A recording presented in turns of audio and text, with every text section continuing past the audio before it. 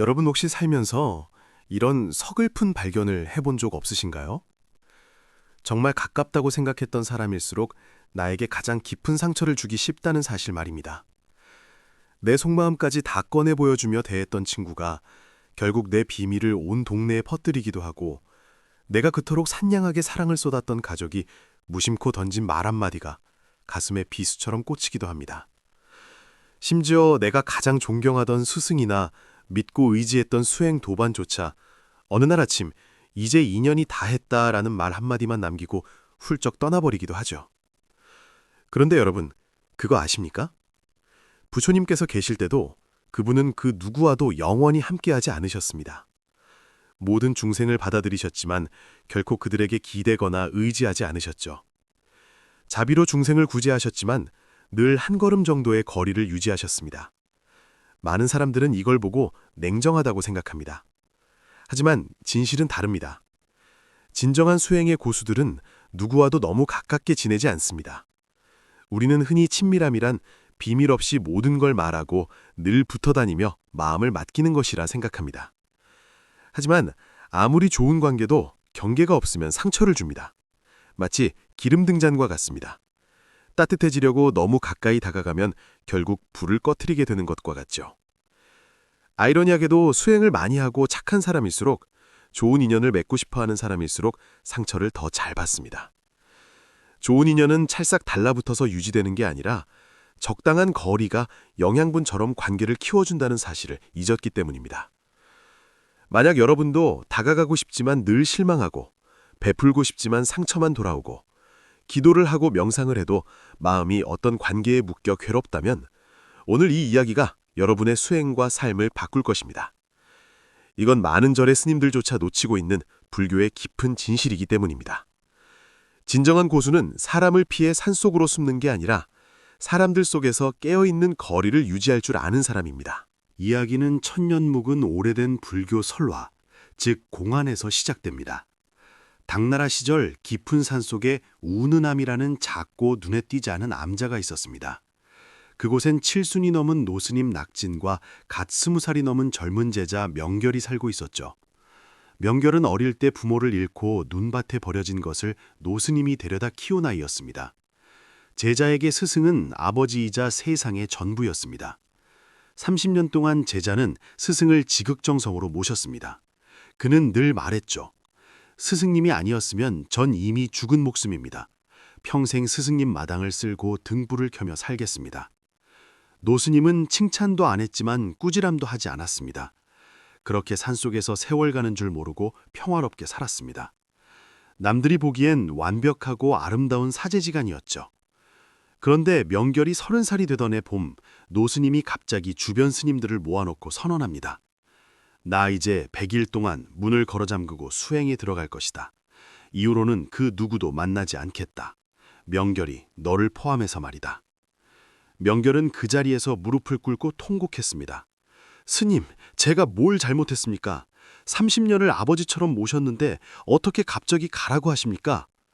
노스님은 흔들림 없는 눈으로 제자를 보며 말했습니다. 너는 아주 잘했다. 바로 그렇기 때문에 인연을 끊어야 한다. 제자는 믿을 수가 없었습니다. 30년의 정이 하루아침에 끊어지다니, 이 정이 좋은 인연이 아니란 말입니까? 노스님은 고개를 저으며 말씀하셨습니다. 좋은 인연도 너무 익으면 상에서 떨어진다. 그리고는 뒤도 돌아보지 않고 방으로 들어가 문을 닫아버리셨습니다. 문은 다시 열리지 않았습니다. 그날 밤 제자는 스승의 문 밖에서 밤새 울었습니다. 가장 가깝다고 생각했던 사람이 가장 낯선 사람이 된 것 같았으니까요. 불경을 다 뒤져봐도 위로가 되지 않았습니다. 부처님께서도 왕궁을 떠나실 때 이렇게 매정하게 인사도 없이 떠나셨다는 사실만 확인했을 뿐입니다. 석 달 뒤 산에서 소식이 들려왔습니다. 낙진 스님께서 입적, 즉 돌아가셨다는 겁니다. 유언은 단 한 줄이었습니다. 스스로 빛을 내라. 내 불빛을 빌려 쓰려 하지 마라. 명결은 그 말을 품고 눈밭에 꿇어앉아 사흘 밤낮을 울었습니다. 그러다 어느 새벽 문득 하늘을 보며 웃음을 터뜨렸습니다. 그제야 깨달은 겁니다. 스승이 자신을 버린 게 아니라 가장 아픈 방식으로 가르침을 주셨다는 것을요. 진정한 자비는 꽉 붙잡는 게 아니라 제때 놓아주는 것이었습니다. 도대체 왜 도를 깨달은 고승은 가장 아끼는 제자조차 한 번 더 봐주지 않았을까요? 왜 깊은 인연일수록 스스로 끊어내야 했을까요? 노스님이 말씀하신 익으면 상한다는 말 속에는 어떤 비밀이 숨겨져 있을까요? 스승이 떠난 지 7일째 되던 날, 명결은 스승이 머물던 방에 들어갔습니다. 방 안은 텅 비어 있고 다 타버린 등잔과 낡은 금강경 하나만 걸려 있었습니다. 제자가 자리에 앉아 스승의 마음을 느껴보려는데 바람이 불어 경전 밑에 깔려있던 쪽지 하나가 날아왔습니다. 스승의 친필이었습니다. 내가 내 손으로 너를 키운 지 30년. 그 정이 산보다 높고 바다보다 깊다. 하지만 너를 볼 때마다 내 마음이 흔들리니 이것은 너의 죄가 아니라 나의 죄다. 정이 있는 곳에 고통이 있고 빛이 있는 곳에 그림자가 생긴다. 내가 떠나지 않으면 너는 영원히 홀로 서지 못한다. 내가 끊지 않으면 너는 자유로울 수 없다. 그래서 나는 너를 버리는 것이 아니라 내 마음속에 너를 구원하겠다는 망상을 버리는 것이다. 명결은 온몸을 떨었습니다. 스승은 냉정한 게 아니었습니다. 자신조차 몰랐던 진실을 스승은 꿰뚫어보고 계셨던 겁니다. 제자는 스승을 모신다고 생각했지만 사실은 스승에게 기대어 살고 있었던 겁니다. 그건 효심이 아니라 집착의 다른 이름이었습니다. 더 놀라운 건 스승의 마지막 말이었습니다. 너를 버리는 게 아니라 나를 버린다. 스승은 제자가 자신에게 의지하는 그 마음조차 결국 제자의 성장을 막는 독이 됨을 알고 계셨던 겁니다. 그 길로 명결은 산을 내려갔습니다. 도망치는 게 아니라 스승이 말하지 못한 그 가르침을 세상 속에서 확인하기 위해서였습니다. 그는 사람이 많은 장안성 밖 작은 마을에 오두막을 쟀고 사람들의 고민을 들어주기 시작했습니다. 처음엔 아무도 찾지 않았지만 어느 날 남편의 외도로 괴로워하는 한 부인이 찾아왔습니다. 남편이 첩을 들였습니다. 미워 죽겠는데 아이들 때문에 떠날 수가 없습니다. 어쩌면 좋나요? 명결 스님이 물었습니다. 남편을 사랑합니까? 부인이 울먹이며 답했습니다. 사랑했죠. 지금은 원망만 남았습니다. 스님이 고개를 저었습니다. 아닙니다. 여전히 사랑하고 있어서 아픈 겁니다. 그 사랑이 가시가 되어 본인을 찌르고 있는 거예요. 저도 스승님과 30년을 살았지만 마지막엔 말 한마디 없이 쫓겨났습니다. 그때는 원망스러웠지만 이제 압니다. 어떤 길은 반드시 혼자 걸어야 비로소 내 안의 빛을 볼 수 있습니다. 부인은 그 말을 듣고 펑펑 울고는 절을 하고 돌아갔습니다. 그날 이후로 많은 사람이 스님을 찾아왔습니다. 사랑 때문에 힘든 사람, 가족과 멀어진 사람, 수행을 해도 마음이 복잡한 사람들. 스님은 그들에게 늘 비슷하게 말했습니다. 끊어야 할 때 끊으세요. 너무 가까운 관계는 빛이 됩니다. 당신은 좋은 인연을 맺는다고 생각하지만 사실은 서로를 갉아먹고 있는 겁니다. 어떤 이는 스님이 냉정하다고 했고 어떤 이는 깨달았다고 했습니다.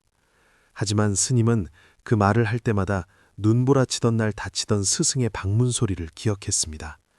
그 문은 정을 끊는 문이 아니라 집착을 끊는 소리였음을요. 시간이 흘러 스님이 살아있는 보살로 추앙받을 즈음 한 소년이 찾아와 제자가 되기를 청했습니다. 스님, 평생 스님을 모시고 배우고 싶습니다.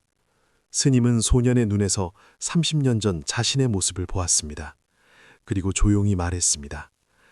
얘야, 네가 나에게 가까이 오고 싶은 건 빛이 필요해서겠지. 하지만 진짜 수행자는 너를 너무 가까이 두지 않는다. 왜냐하면 네 빛은 내게 있는 게 아니라 네 마음속에 있기 때문이다. 그 빛이 꺼졌다가 다시 타오르는 그 순간을 기다려라. 네가 스승이 필요 없게 되는 날, 그때가 진짜 시작이다. 다시 세월이 흘러 명결 스님도 노인이 되었습니다. 여전히 그 옛날 암자에서 홀로 차를 끓이며 지냈죠. 어느 날 낯선 중년 남자가 찾아와 말없이 타담한 나무 조각 하나를 내밀었습니다. 그것은 돌아가신 낙진 스님을 화상할 때 남은 유품이었습니다. 스님의 손이 떨렸습니다. 이 남자는 아주 오래전 낙진 스님이 젊은 시절 구해졌던 아이였습니다. 전쟁통에 헤어졌지만 스승님이 평생 마음에 품었던 유일한 속세의 인연이었습니다. 남자가 입을 열었습니다. 평생 은인인 스님을 찾아다녔습니다. 그저 감사하다는 말 한마디 전하고 싶어서요. 그런데 이미 돌아가셨다니. 스님은 제 마지막 희망이었습니다. 명결 스님은 차를 한 잔 따라주며 말했습니다. 당신이 천리길을 온 건 감사를 전하기 위해서가 아닙니다. 마음속에 뚫린 구멍을 메우러 온 겁니다. 못다한 말이 남으면 그건 집착의 씨앗이 됩니다. 설령 그게 감사한 마음이라도 고통의 뿌리가 되죠. 남자는 멍하니 있다가 눈물을 흘렸습니다. 스님이 계속 말했습니다. 왜 우리 스승님이 당신을 기다리지 않고 가셨는지 아십니까? 어떤 사람은 인생의 한 구간만 함께하도록 정해져 있다는 걸 아셨기 때문입니다. 만약 스승님이 당신을 만나줬다면 당신은 불교를 마음의 위안이나 감정의 연장선으로 착각했을 겁니다. 불법은 감정의 빚을 갚는 게 아니라 마음의 해방입니다. 남자가 물었습니다. 그럼 진짜 수행은 뭡니까? 스님이 산을 바라보며 답했습니다. 가장 사랑하는 사람이 떠날 때 원망하지 않는 것, 잡고 싶은 관계가 끊어질 때 억지로 잡지 않는 것, 세상 모두가 더 노력하라고 할 때 됐다, 인연에 맡기겠다라고 말하며 놓아주는 것, 내 곁에 얼마나 많은 사람이 있느냐가 아니라 혼자 서 있어도 전혀 외롭지 않은 것, 그게 수행입니다. 남자는 큰 절을 올리고 떠났고 다시는 뒤를 돌아보지 않았습니다. 그날 밤 명결 스님은 일기장에 이렇게 적었습니다. 이제야 알겠다. 스승님이 문을 닫으신 건 거절이 아니라 가장 깊은 설법이었다는 것을. 가깝지도 멀지도 않은 거리, 그게 자비의 척도다. 환영하지도 두려워하지도 않는 것, 그게 인연을 대하는 진짜 태도다. 여러분, 진정한 고수는 왜 사람을 의존하게 만들지 않을까요? 너무 친밀한 관계는 결국 영혼의 감옥이 되기 때문입니다. 많은 사람이 수행을 속세를 떠나 정을 끊는 것이라 생각하지만 부처님은 무정, 즉 매정함을 말씀하신 게 아닙니다. 머무르지 않음을 말씀하셨죠. 금강경에 나오는 머무르는 바 없이 마음을 내라는 말이 바로 그 뜻입니다. 사람들과 어울리고 사랑하고 책임을 다하되 마음이 그 어디에도 그 누구에게도 눌러붙지 않아야 한다는 겁니다. 명결 스님의 스승 낙진 스님은 제자를 사랑하지 않아서 내친 게 아닙니다. 사랑하되 집착하지 않고 다하되 끈적거리지 않았을 뿐입니다. 관계의 경계가 사라지면 좋은 인연도 변질됩니다. 영양분이 독이 되고 빛이 그림자가 됩니다.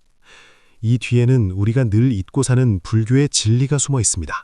바로 인연의 본성도 비어있다, 즉 공하다는 것입니다. 우리는 인연을 영원한 끈이라고 생각하지만 사실 그것은 바람이 숲을 스치듯 잠시 머물다 가는 것입니다. 잡으려 하면 잡히는 건 내 환상뿐입니다. 경전을 보면 부처님께서 설법을 마치시면 수많은 사람이 감동하여 절을 합니다.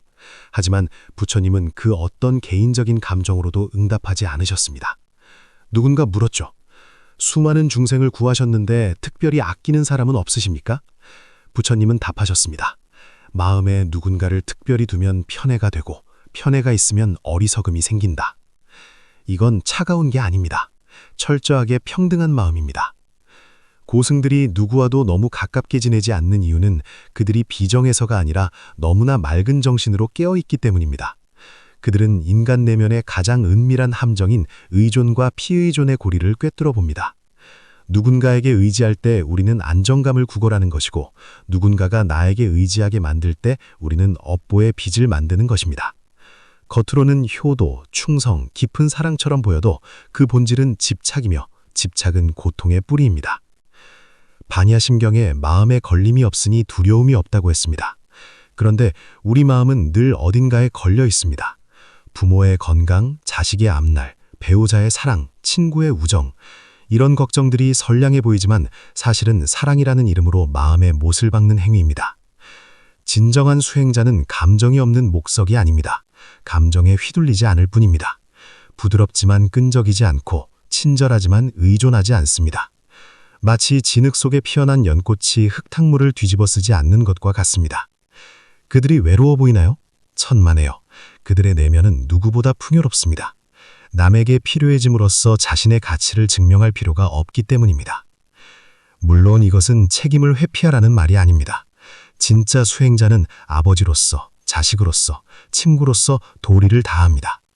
하지만 그 역할이 인연에 의해 잠시 만들어진 것임을 알고 감정은 흐르는 물과 같음을 압니다.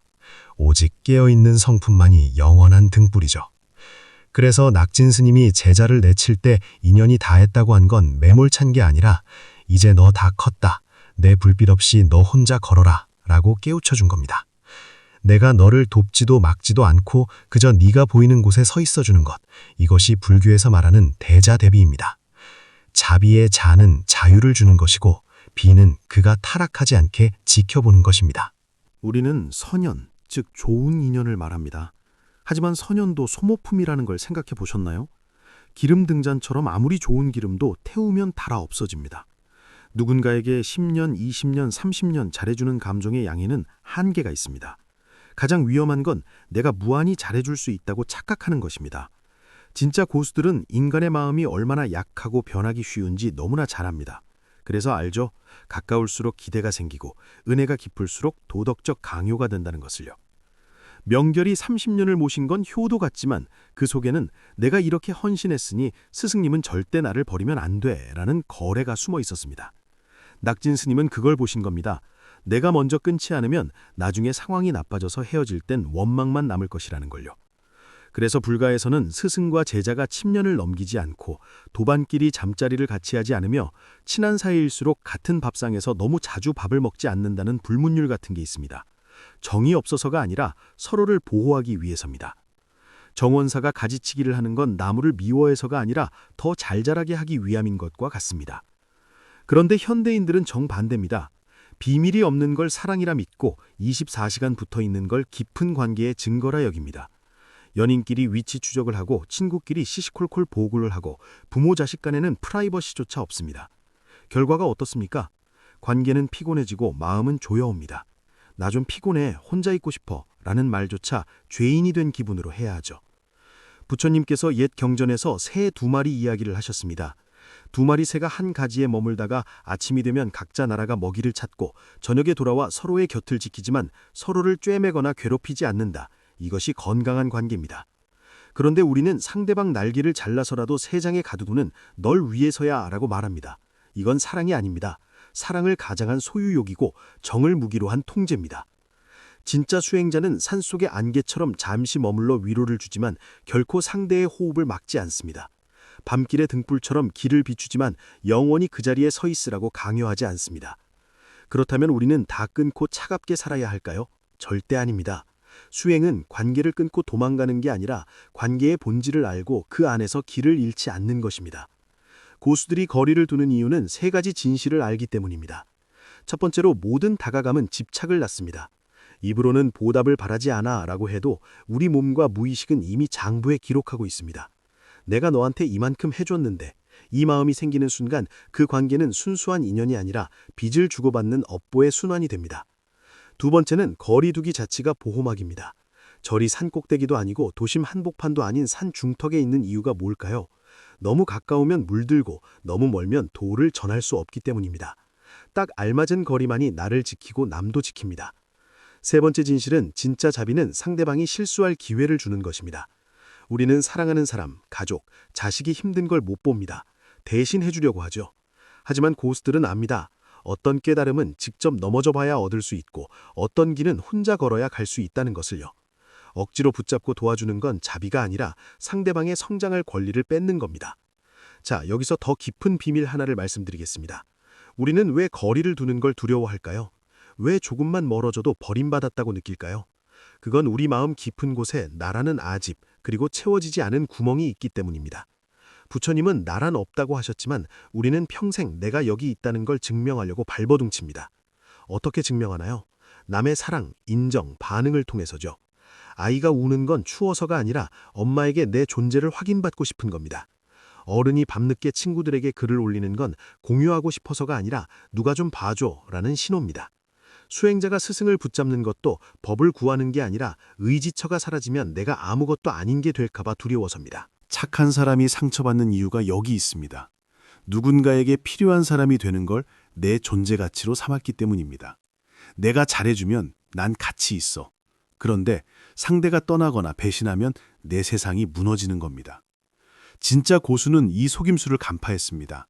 여러분은 누군가가 증명해주지 않아도 이미 온전한 존재입니다. 달은 별들이 박수 쳐줘야 빛나는 게 아닙니다. 바다는 강물이 고맙다고 해야 받아주는 게 아닙니다.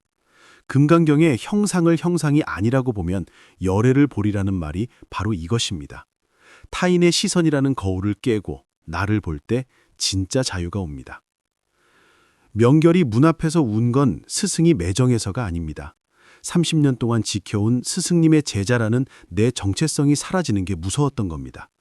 낙진 스님은 그걸 아셨기에 가장 독한 방법으로 그 마지막 끈을 잘라주신 겁니다. 몸을 죽인 게 아니라 제자 마음속에 아집을 죽인 거죠. 선가에서 스승이 제자를 때리거나 고함을 치는 건 미워서가 아닙니다. 제자 마음속에 잠든 환상을 깨기 위해서입니다. 부처님이 출가하실 때 처자식과 눈물로 이별하지 않고 몰래 떠나신 이유도 그 한순간의 정에 이끌리면 다시 윤회로 돌아갈 걸 아셨기 때문입니다. 사랑하지 않아서가 아니라 너무 사랑해서, 그래서 반드시 떠나야만 그들을 구원할 수 있었던 겁니다. 허운선사, 홍일대사, 육조 해능스님, 이 위대한 분들의 공통점은 결코 끈적한 인연을 만들지 않았다는 겁니다. 그들은 고독한 게 아니라 깨어있는 겁니다. 마음이 어딘가에 머무는 순간 도는 사라집니다. 그리고 그 머무름은 항상 너무 가까운 관계에서 시작됩니다. 수행은 어떻게 더 잘 사랑할까를 배우는 게 아닙니다. 사랑하되 어떻게 잃지 않을까를 배우는 게 아닙니다. 인연이 다했을 때 어떻게 웃으며 보내줄까를 배우는 겁니다. 여러분이 그 누구의 위로도 필요 없이 혼자서도 찬처럼 달처럼 고요할 수 있을 때 역설적으로 가장 깊은 사랑을 할 수 있습니다. 두 등잔이 서로 붙지 않아도 방을 환하게 비추는 것처럼 말이죠. 이것이 불교의 무상, 즉 모양 없는 사랑입니다. 소유하지 않고 통제하지 않고 기대하지 않고 얽히지 않는 것. 나는 여기 있고 너는 거기 있다. 서로 비추되 방해하지 않는다. 그렇다면 우리 같은 평범한 사람들은 어떻게 해야 할까요? 다 버리고 산으로 가야 할까요? 아닙니다. 진짜 지혜는 진흙 속에 있되 물들지 않는 것입니다. 혹시 이런 경험 있으시죠? 죽고 못 살던 사이였는데 나중에 메시지 하나, 눈빛 하나에 의심하고 괴로워했던 적. 그걸 사랑의 깊이라고 착각하지만 그건 집착의 고통일 뿐입니다. 실제 사례를 하나 들어보죠. 한 여성분이 남자친구와 5년을 사귀었는데 거의 한 몸처럼 붙어 다녔습니다. 헬스장도 같이 가고 친구 모임도 같이 가고. 그녀는 내가 그를 너무 사랑해서 그래요 라고 했지만 결국 남자는 숨 막혀서 못 살겠다며 떠났습니다. 이건 사랑이 아닙니다. 감정에 띵을 뜯는 겁니다. 상대방을 내 감정 쓰레기통이나 충전기로 쓰는 거죠. 진짜 자비는 무엇일까요? 사랑하더라도 상대에게 침묵할 권리를 주는 겁니다. 마음이 아파도 그 사람의 선택을 억지로 꺾지 않는 겁니다. 비를 맞고 있는 걸 알지만 억지로 내 우산을 씌우려 끌고 오지 않는 겁니다. 어떤 길은 비를 맞아야만 갈 수 있다는 걸 믿어주는 겁니다. 부처님도 제발 구제해달라고 매달리는 사람에게 나는 길을 가리킬 뿐 걷는 건 너다 라고 하셨습니다. 사랑도 똑같습니다. 내가 널 행복하게 해줄게가 아니라 네가 자유롭기를 바란다가 되어야 합니다. 또 하나 많은 분이 오해하는 게 있습니다. 그럼 노력도 하지 말고 대충 살라는 건가요? 천만에요. 진짜 수행자는 누구보다 치열하게 삽니다. 다만 결과에 집착하지 않을 뿐입니다. 사업을 하는 한 불자님이 계셨습니다. 매일 불경을 찍어 돌리고 기도를 했는데 회사가 어려워지자 직원을 원망하고 불면증에 시달렸습니다. 스님, 제가 이렇게 공덕을 쌓았는데 왜 부처님은 안 도와주십니까? 제가 되묻었습니다. 거사님, 그건 수행이 아니라 거래를 하신 겁니다. 성공하려고 경전을 찍고 보호받으려고 절을 한 거 아닙니까? 그건 신앙이 아니라 뇌물입니다. 금강경에 보면 나도 없고 남도 없고 중생도 없다는 마음으로 선을 행하라고 합니다. 죽어라 노력하세요. 밤새워 일하세요. 하지만 마음속에 내가 꼭 성공해야 해 라는 찌꺼기를 남기지 마세요. 농부는 태풍이 와서 농사를 망쳐도 땅을 원망하지 않습니다. 그냥 다시 씨를 뿌릴 뿐입니다. 최선을 다하고 결과는 인연에 맡기는 것. 그게 진짜 긍정이고 방아착, 즉 내려놓음입니다. 자, 이제 구체적으로 어떻게 해야 할까요? 당장 연을 끊으라는 게 아닙니다. 마음의 근육을 키우는 3가지 연습 방법을 알려드리겠습니다. 아주 부드럽지만 강력한 방법입니다. 첫 번째로 매일 5분 고독 의식을 치르세요. 하루 중 잠시 스마트폰도 끄고 아무것도 하지 말고 혼자 앉아보세요. 그리고 물어보세요. 아무도 나를 칭찬하지 않고 필요로 하지 않아도 나는 온전한가? 이 연습은 관계를 부정하는 게 아니라 나를 다시 연결하는 겁니다. 여러분이 사랑이라고 믿는 것 중 상당수가 사실은 관심받고 싶은 욕구임을 알게 될 겁니다. 이 5분이 여러분 영혼의 때를 씻어줍니다. 21일만 해보세요. 마음속에 단단한 기둥이 생길 겁니다. 두 번째로 중요한 관계에 마음의 경계선을 그으세요. 종이에 내가 가장 아끼는 사람 3명을 적어보세요. 그리고 각 사람에게 물어보세요. 나는 이 사람에게 뭘 바라는가? 안정감인가? 칭찬인가? 이 사람이 그걸 안 해주면 나는 화가 나는가? 이 사람이 떠나면 나는 무엇을 잃는가? 이 답들이 바로 여러분의 의존 포인트입니다. 이걸 아는 것만으로도 막무가내식 헌신을 멈출 수 있습니다. 상대를 비난하는 게 아니라 아, 내가 내 구멍을 이 사람으로 메우려 했구나 하고 알아차리는 겁니다. 마지막 세 번째로 이 주문을 외우세요. 나는 여기 있다. 하지만 네 짐을 대신 져줄 수는 없다. 부모님이 자식 걱정할 때, 친구가 하소연할 때, 마음속으로 혹은 부드럽게 말하세요. 마음은 아프지만 선택은 네가 해야 해. 사랑하지만 내 인생을 너를 위해 다 쓸 수는 없어. 이건 냉정이 아닙니다. 그 사람에게 성장의 기회를 돌려주는 겁니다. 내가 구원자가 되려 하지 않을 때 비로소 서로가 온전한 인격체로 만날 수 있습니다. 기억하십시오. 수행은 무정해지는 게 아니라 정을 지혜롭게 쓰는 겁니다. 사람을 떠나는 게 아니라 사람들 속에서 깨어있는 숨을 쉬는 겁니다. 진짜 고수는 걱정이 없는 게 아니라 걱정에 끌려다니지 않는 사람입니다. 진짜 도량은 깊은 산속 절의 종소리에 있는 게 아니라 여러분이 스마트폰을 내려놓고 내면의 어둠과 마주하는 그 순간에 있습니다. 불경 10,000번 읽는 것보다 사랑하는 사람에게 네 고통을 알지만 그 길은 네가 걸어야 해 라고 말할 수 있는 용기가 더 큰 수행입니다. 부처님은 평생을 통해 보여주셨습니다. 가장 깊은 자비는 상대방의 고독을 허락하는 것이라고요. 진짜 고수는 감정이 없는 게 아니라 선을 넘는 친밀함이 결국 인연을 망치고 무조건적인 희생이 훗날의 원망이 된다는 걸 너무나 잘 알기에 침묵하는 것입니다. 그것이 나를 지키고 상대를 지키는 유일한 길이니까요. 지금 여러분의 삶을 돌아보세요. 너무 가까워서 골마버린 상처는 없습니까? 내 모든 걸 줬는데 오해만 남은 관계는 없습니까? 어쩌면 상대방의 잘못이 아닐지 모릅니다. 우리가 꽃도 간격이 있어야 피고 과일도 너무 익으면 떨어진다는 자연의 이치를 잊어서일지도 모릅니다. 오늘 이 영상을 보시고 마음이 조금이라도 가벼워지셨다면 댓글창에 딱 4글자만 남겨주세요. 원하자재, 즉 원컨대 내가 자유롭기를. 이건 복을 비는 게 아닙니다. 내 마음에 독립의 씨앗을 심는 겁니다. 이제부터는 부드럽게 거리를 두고 깊이 사랑하되 집착 없이 놓아주고 이 시끄러운 세상 속에서 그 누구에게도 그 무엇에도 흔들리지 않는 여러분 자신이 되시길 바랍니다. 혹시 이 내용이 누군가에게 작은 등불이 될 것 같다면 관계 때문에 괴로워하는 주변 분들에게 공유해 주세요. 여러분의 공유 한 번이 누군가를 지독한 집착에서 깨어나게 할 수도 있습니다. 저는 늘 이곳에서 불교의 지혜로 삶의 어두운 구석을 비추겠습니다. 구독 누르시고 우리 함께 소란한 세상 속에서 맑은 정신으로 살아가 봅시다. 마지막으로 질문 하나 드리고 마치겠습니다. 지금 여러분이 끝까지 놓지 못하고 있는 단 하나는 무엇입니까? 그것이 정말 오늘 여러분의 평온과 맞바꿀 만큼 가치 있는 것입니까? 감사합니다.